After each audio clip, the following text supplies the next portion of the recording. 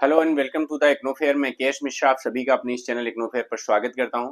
जी हाँ, आज हम बात करने वाले हैं कि भारत की जो बढ़ती हुई अर्थव्यवस्था थी, जो ग्रोइंग इकोनॉमी थी, वो अचानक से स्लो डाउन क्यों हो गई है। उसके स्लो डाउन के पीछे के रीजन हम देखेंगे और साथ ही हम ये देखेंगे कि भारत में जिस हिसाब से वेल्थ इनइक्वालिटी बढ़ती जा रही है, तो उस वेल्थ इनइक्वालिटी से टैकल होना गवर्नमेंट के लिए एक नया चैलेंज बन के सामने आ रहा है। तो इसको हम बहुत डिटेल में डिस्कस करेंगे। आपके लिए जो है ये प्रीलिम्स के साथ साथ आपके जीएस पेपर 3 के लिए बहुत ही ज्यादा महत्वपूर्ण होने वाला है।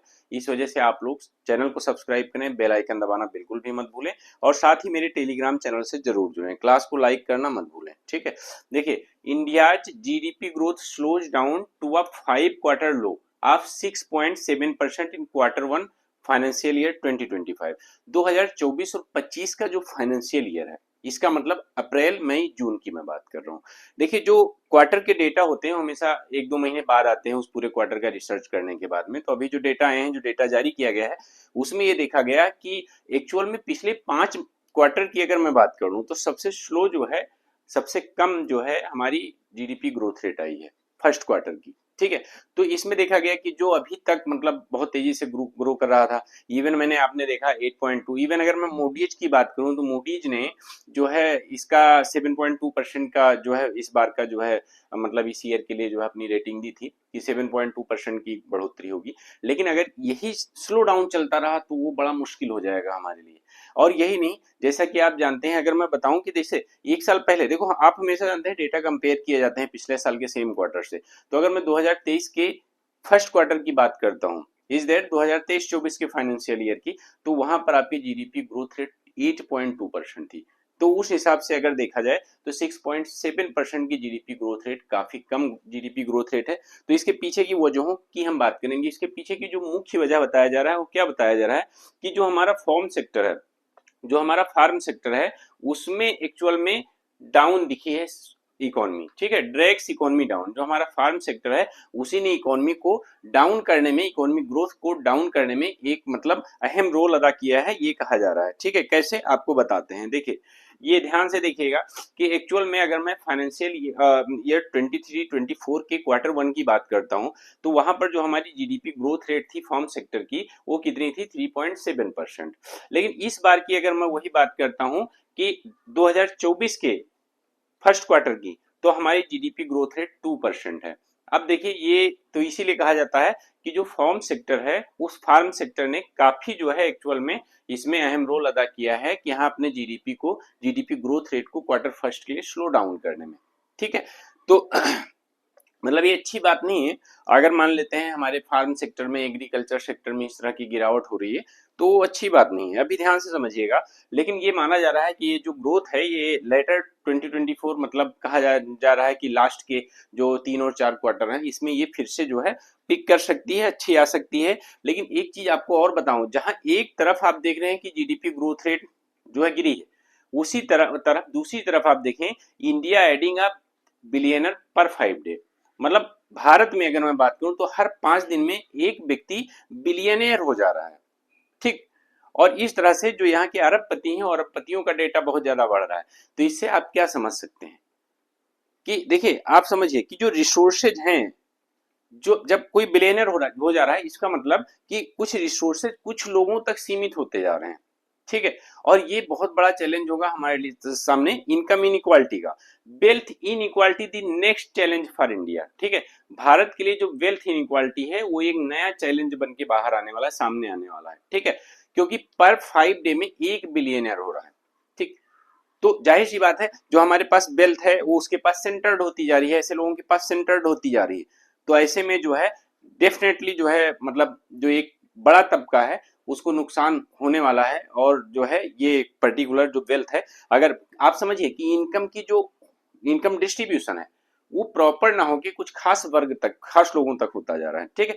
ऐसा मैं नहीं बता रहा हूँ, ये डेटा बता रहा है, ठीक है। अब अगर मैं बात करूं कि गवर्नमेंट का डेटा ये दिखाता है कि इस बार का 6.7% की हमारी फर्स्ट क्वार्टर में जीडीपी ग्रोथ रही है, जबकि सेम अगर लास्ट ईयर के फर्स्ट क्वार्टर में देखते हैं तो 8.2% की जीडीपी ग्रोथ रही थी। तो इस हिसाब से देखें अगर, तो जीडीपी ग्रोथ रेट काफी कम है, पिछले क्वार्टर के हिसाब से, ठीक है। इसमें हम पूरे कुछ सालों का भी ट्रेंड आपके सामने रखेंगे। पहले आप पिछले देखिए, जो मैं क्वार्टर की बात कर रहा हूँ कि 5 क्वार्टर में सबसे कम है, उसको आप देखिए। अगर मैं 2023 के पहले क्वार्टर की आपसे बात करता हूँ तो आप देखिए जीडीपी ग्रोथ रेट हमारी 8.2% है, ठीक है, 8.2%। लेकिन अगर दूसरी तरफ फिर क्वार्टर 2 की बात करता हूं तो जीडीपी ग्रोथ रेट थोड़ा कम हुई है, 8.1% हुई है। और जब हम क्वार्टर 3 की बात करते हैं तो जीडीपी ग्रोथ रेट हमारी 8.6% है। जब क्वार्टर 4 की बात करते हैं 2023 के तो ये 7.8% है।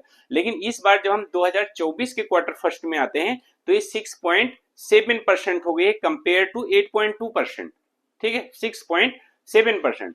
तो आप समझिए कि मतलब पिछले 5 क्वार्टर में सबसे कम जीडीपी ग्रोथ रेट। अगर पूरे साल की देखूं तो इस बार बजट में भी देखा था आपने, और जो आरबीआई के आंकड़े भी पहले आए थे कि इस बार 8.2% का जो है ओवरऑल जो है एक्चुअल जीडीपी ग्रोथ रेट हमारी थी, ठीक है। लेकिन अगर 6.7% की फर्स्ट क्वार्टर में है तो आप समझ सकते हैं कि अगर इसने बहुत अच्छे से इंप्रूवमेंट नहीं किया तो हमारी इस साल की जीडीपी ग्रोथ रेट कम आने वाली है और गिरने वाली है, ठीक है। अब देखिए, मूडीज ने भी, अगर मैं बात करता हूं, अपने जो अपना डेटा था उसको जीडीपी ग्रोथ के लिए भारत के लिए 6.8% से बढ़ा के 7.2% कर दिया था इस साल के लिए, ठीक है। लेकिन इसके बाद में गवर्नमेंट का जो डेटा दिखा रहा है वो दिखा रहा है कि इस बार 6.7% की जीडीपी ग्रोथ रेट रही है फर्स्ट क्वार्टर में, जो एक चैलेंज है कि मूडीज के इस जो है बेसिकली अपग्रेडेशन को टैकल कर पाएगा, ठीक है। ये यहाँ पे लास्ट क्वार्टर रहा है, लास्ट क्वार्टर नहीं, इट इज फर्स्ट क्वार्टर, ठीक है, इट इज फर्स्ट क्वार्टर। आप देखिए, वही दूसरी तरफ अगर मैं बात करता हूं तो इंडिया के मैन्युफैक्चरिंग सेक्टर ने ग्रोथ की है, ठीक है। जो पिछले 5% था लास्ट ईयर, इस बार वो बढ़ के मैन्युफैक्चरिंग सेक्टर क्वार्टर 1 में 7% हुआ है। मतलब पिछले साल क्वार्टर 1 में मैन्युफैक्चरिंग सेक्टर की ग्रोथ 5% थी, लेकिन इस बार क्वार्टर 1 में मैन्युफैक्चरिंग सेक्टर की ग्रोथ 7% है। कंस्ट्रक्शन सेक्टर अगर मैं बात करूं, ठीक, कंस्ट्रक्शन सेक्टर की ग्रोथ रेट 8.6% है और सर्विस सेक्टर की ग्रोथ रेट आपकी 7.1% है। तो इसको आप याद रखिएगा। जैसे इस बार आपका, जैसे खासकर जो यूपीपीसीएस का एग्जाम दे रहे हैं उनके लिए ऐसा पूछा जा सकता है, इससे संबंधित इस तरह की क्वेश्चंस वो स्टेटमेंट बना के दे सकता है कि इस बार के क्वार्टर फर्स्ट में किसकी ग्रोथ रेट कितनी थी, ठीक है, क्योंकि उम्मीद कुछ भी की जा सकती है, ठीक है, आयोग कुछ भी पूछ सकता है। देखिए, आप ध्यान से समझिए, India is adding a new billionaire in every 5 days, हर 5 दिन में, ठीक है। जो हुरून इंडिया रिच लिस्ट है 2024 की, उसमें अगर मैं बात करूं तो उसने बताया है कि बहुत ज्यादा मतलब एक्चुअली में वेल्थ सरप्लस हो रहा है काफी लोगों के पास में, ऐसा उसने बताया गया, ठीक है। लगभग 1539 अल्ट्रा वेल्दी जो है इंडिविजुअल सामने आए, ठीक, 1539। और अगर मैं भारत की बात करूं तो पिछले साल की तुलना में काफी ज्यादा बिलियनियर बढ़ गए हैं और अभी टोटल लगभग में 334 बिलियनियर सामने आए हैं। और काफी ऐसा उसने एक वेल्थ सरपासिंग वाला जो डेटा जारी किया है उसमें काफी ज्यादा ऐसे लोग हैं जिनकी जो एक्चुअल में वेल्थ है वो $119 से मतलब 1000 करोड़ से ज्यादा हो गई है, ठीक है। और इंडिया में लगभग 334 बिलियनर सामने आ चुके हैं अब तक, ठीक। तो हर 5 दिन में एक बिलियनर ऐड हो रहा है। ऐसे में ऑब्वियस सी बात है, it is a next challenge for India to tackle with inequalities, ठीक है। कुछ जो वेल्थ है भारत का वो कुछ पर्टिकुलर कुछ खास लोगों तक सीमित होता जा रहा है, ठीक है, और जिनको जरूरत है एक्चुअल में वो परेशान है। अब आप यहाँ पे ध्यान से देखिएगा, ये जीडीपी ग्रोथ रेट का एक डेटा जो मैंने आपके सामने रखा हुआ है, ये 2012-13 से है, ठीक है, मतलब फाइनेंशियल ईयर FY13 से। और इसको आप देखिए कि GDP growth rate continue Bharat की अगर अर्ली देखूं तो बढ़ती जा रही थी, 19 तक ऐसा हुआ है, ठीक है। 19 के बारे में 20 में आप देखिए कि ये सिर्फ बहुत कम हो गया है, ठीक है, 5.5%। कैसे, याद करिए, मैंने आपको बताया था, पढ़ाया था कि इसमें भारत को 2020-21 में एक्चुअल में क्या देखना पड़ा था, जो है रिसेशन देखना पड़ा, क्योंकि लगातार 2 क्वार्टर तक जीडीपी ग्रोथ रेट इसकी नेगेटिव गई थी। इवन एक में -24%, फिर -7.5% दूसरे क्वार्टर में। तो आप लगातार 2 क्वार्टर तक अगर जीडीपी ग्रोथ रेट नेगेटिव रहती है तो हम उसको कहते हैं technically economy is in recession, ठीक है। तो ओवरऑल अगर आप देखें तो पॉजिटिव ग्रोथ रेट थी, बट 2 क्वार्टर तक भारत की जीडीपी ग्रोथ रेट निगेटिव थी। और ये किसकी वजह से था, रिसेशन में किसकी वजह से आया था, कोविड की वजह से। क्योंकि कोविड की वजह से काफी सारा काम भी ठप था, मैन्युफैक्चरिंग सेक्टर पूरा ठप था, फैक्ट्रीज बनी हुई थी, बंद थी। और इसके अलावा जो सरकार है, सरकार को बहुत ज्यादा खर्चा करना पड़ रहा था ठीक है, तो ये ऑब्वियस सी बात है, जीडीपी ग्रोथ रेट यहाँ पे गिरना एक स्वाभाविक बात थी। ये कोई भी ऐसा नहीं है कि यहाँ जो है नेचुरल नहीं, हम जो सिचुएशन थी उस हिसाब से ये जीडीपी ग्रोथ रेट गिरना। लेकिन अभी देखो, आपको मैं एक टेक्निकल पॉइंट बता रहा हूँ, अगली बार ये जीडीपी ग्रोथ रेट बढ़ के 9.7% हो जाती है नेक्स्ट ईयर में। ठीक है, नेक्स्ट ईयर में जीडीपी ग्रोथ रेट बढ़ के 9.7% हो जाती है। अब इसमें देखो, इसमें जो दिख रहा है ये एक्चुअल में बेस इफेक्ट का इफेक्ट प्रभाव है। क्यों? क्योंकि देखो, अब यहाँ पर हम हमेशा पिछले साल की तुलना में जीडीपी ग्रोथ रेट कंपेयर करते हैं, तो यहाँ पर जीडीपी ग्रोथ रेट काफी गिरी हुई है 2020-21 में 5.5%। तो जब हम इससे कंपेयर करेंगे तो हमारी ये जीडीपी ग्रोथ रेट 9.7% जो बढ़ी हुई है, एक्चुअल में ये एक्चुअल नहीं है, ये बेस इफेक्ट है। ठीक है, क्योंकि आप ऐसे समझो, अगर मान लेते हैं कि कोई एक व्यक्ति है, अब उसने जो है क्या कहते हैं 2020-21 में जो है मान लेते हैं कि 80 नंबर पाए थे। ठीक है, और 2021-22 में उसने काफी कम नंबर पाए, लगभग में 20 नंबर पाए। ठीक, और फिर 2022-23 में उसने 60 नंबर पाए। तो अब देखो, तो अगर 2020-21 से अभी भी उसके नंबर कम है, लेकिन क्या है 2022 है, 2022 की कंपैरिजन में जब हम परसेंटेज निकालेंगे तो हमारा परसेंटेज काफी हाई आएगा, क्योंकि वो 20 से डायरेक्ट 60 पर पहुंच गया।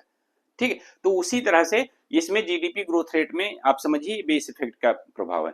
ठीक है, तो ये चीज आप एक बार समझ लीजिएगा, देख लीजिएगा अच्छे से। और मुझे उम्मीद है, देखिए अब 2023-24 की अगर मैं बात करूं तो 2023-24 का जो एवरेज एक्चुअल में पूरा साल का अगर मैं देखूं तो साल की जो जीडीपी ग्रोथ रेट थी वो 8.2% आई थी। ठीक है, तो इसको ध्यान दीजिएगा। उम्मीद करता हूं आप सभी लोगों को क्लास पसंद आ रही है। आप सभी लोग क्लास को लाइक करें, चैनल को सब्सक्राइब करें, बेल आइकन दबाना बिल्कुल भी मत भूलिए, और साथ ही ज्यादा से ज्यादा लोगों को इससे जोड़ें, क्योंकि ये क्लासेज मैं बहुत मेहनत करके आपके सामने लाता हूं कि जिससे आपके एग्जाम में इसकी हेल्प हो सके। ठीक है, तो आप ध्यान दीजिएगा, ये एक्चुअल में अभी 30 अगस्त की पीआईबी की डिटेल है। आप देखिए, Ministry of Statistics and Programme Implementation ये डेटा जीडीपी ग्रोथ का जारी करता है। ये एनएसओ के अंतर्गत एक बॉडी है, जो जिसको हम एमओएसपीआई भी लिखते हैं, या Ministry of Statistics and Programme Implementation कहते हैं। ठीक है, यही जीडीपी का ग्रोथ रेट का डेटा जारी करती है। फर्स्ट क्वार्टर मतलब अप्रैल मई जून के इसने जारी किए 2024-25 के लिए।